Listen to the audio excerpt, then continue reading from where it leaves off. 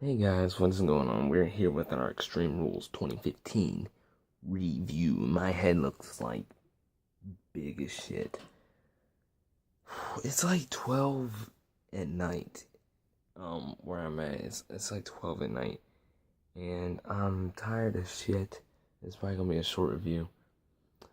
Just to start, this pay-per-view was kinda what I expected it to be. It was not worth $9.99. It was worth about $2. Just kidding. I just did that because I have like $2 of change sitting on my desk, and I also have a toenail clipper, which is always essential for survival. Two matches got changed tonight. I'm gonna start with the Intercontinental Championship match. Got canceled because Daniel Bryan was not able to compete. And Bad News Barrett ended up facing Neville, and Neville got his first victory over like a um, top tier competitor. Instead of putting up a good fight and losing, he defeated Barrett.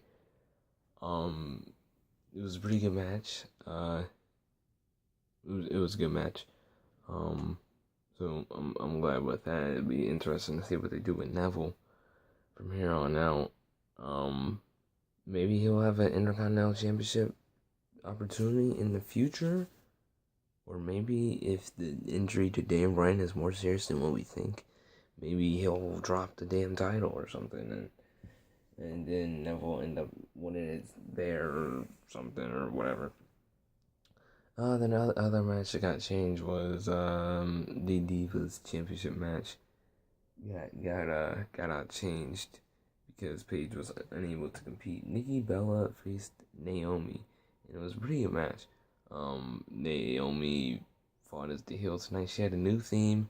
She had like this cape, and she had some bright glasses. It looked like 3D glasses that were just bright, and she had these shoes that lit up different colors depending on the impact the defeat had taken. So throughout that match, I could not help but not take my eyes off of those shoes because I was like so interested to see when they would change colors. And they only change colors when the shoe gets like jerked or something.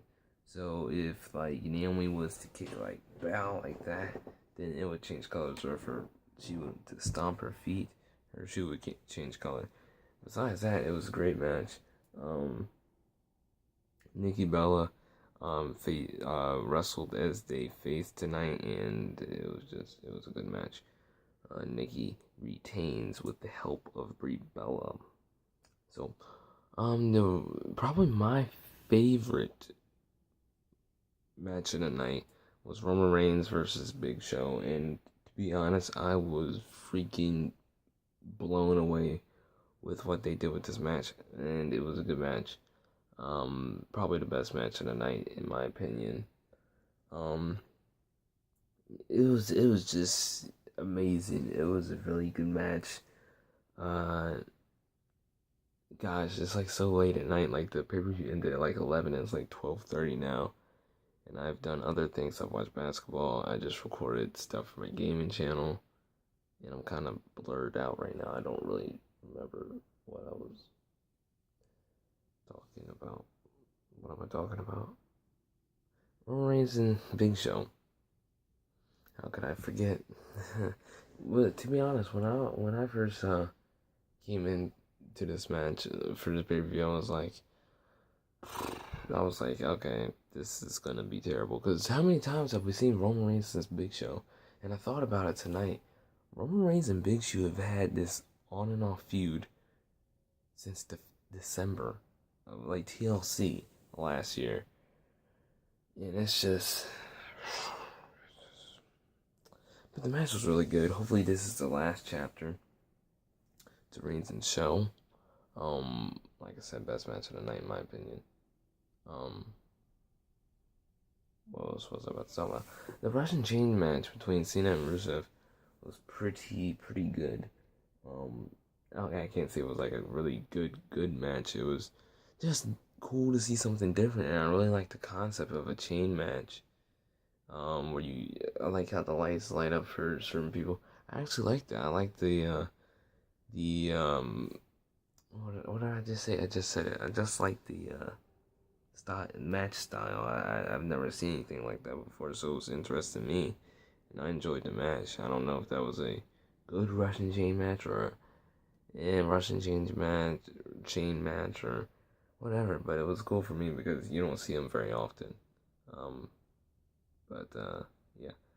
The Chicago Street Fight. Now this thing, when it first started, I was kind of upset because the match lasted for maybe all of like 10 minutes. 10, maybe 15, and it started the pay-per-view off. Before you know it, Luke Harper jumps in the car. Dean Ambrose jumps through the window into the car, and they pull off into like the highway, and they just leave the match. The match never ended, and they just skip over it, go on to the next thing, and the match is still going on, and they're just ignoring it. And I was like, okay, this is weird. They came back later in the night though and did finish the match. I liked it, but you know what I wanted to see when they came back, I was like, okay, I don't want the match to end here. When I saw that, I was like, okay, between each segment, I want them to do maybe 4 or 5 minutes of something crazy, and maybe like right before the main event starts, the match finally ends, which would be really cool for me. So I was like expecting maybe not just them to come back to the ring once, but maybe 2 more times after that. So on the fourth time, finally, they would, end the match. But I think it would be cool. I mean, it would have been pretty nice. So, yeah. Other than that, though, the match was pretty good. Dean Ambrose got the victory over Luke Harper. The New Day won the Tag Team Championships. And as much as I hate it, they won it.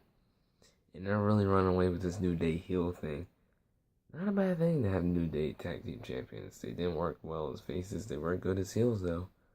And they won a Tag Team Championship. So, it was alright for me because the match was very good. One of the better matches of the night. But yeah, I was like, no, the New Day won. I was like, once they actually held the titles, I was like, okay, this could work out well for them, and it probably will, because they're pretty solid heels right now. Ziggler won the Kiss My Ass match, and probably my favorite part of the match was Sheamus selling Ziggler trying to kiss his ass. So it wasn't really like a kiss my ass match. It was basically kiss my cheek match. So we didn't see any booty cheeks. We just saw, them pull up their shorts and say, "Here, kiss my right cheek" or something. And but it didn't happen. Ziggler tried to get Sheamus to kiss his ass for the longest. Didn't work, and I actually called it before it went in because I saw the position Ziggler was in and the position Sheamus was in. I was like, okay, it looks like he's gonna go for a low blow when he's about to, go in for like the cheeks here. And he's like, and I was like, oh, he's just gonna, and that's what he did. And then Sheamus pulled up his trunks, showed that pale white cheek, and rubbed Ziggler's face all up in it. And then, um, and then, um, yeah,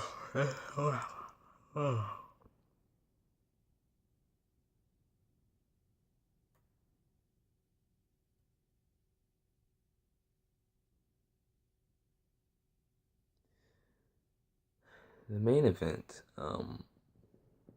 was alright. It wasn't that great. The only great, it was like the finish. The Kane came in. He stopped Rollins and Orton from crawling out the cage. He slammed the door on both of them. He came in, choke slam Orton, He chokeslammed Orton. Then, when Rollins is about to escape, he pulls Rollins back, chokeslams him, then pulls Rollins and lays him over, Kane. Pulls Rollins and lays him over Orton. 1, 2, and Orton kicks out. Kane then tries to go for a tombstone on Orton. Orton got out of it, hit the RKO on Kane, and then Seth Rollins comes and hits an RKO on Randy Orton and wins the match. So now the thing is, the RKO was banned, but Seth Rollins used the RKO. So even if, since RKO is banned,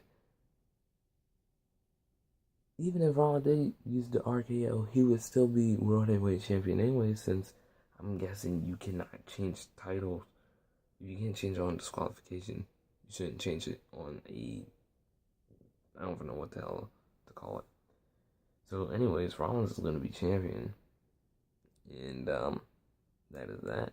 So yeah, I'll see you guys later.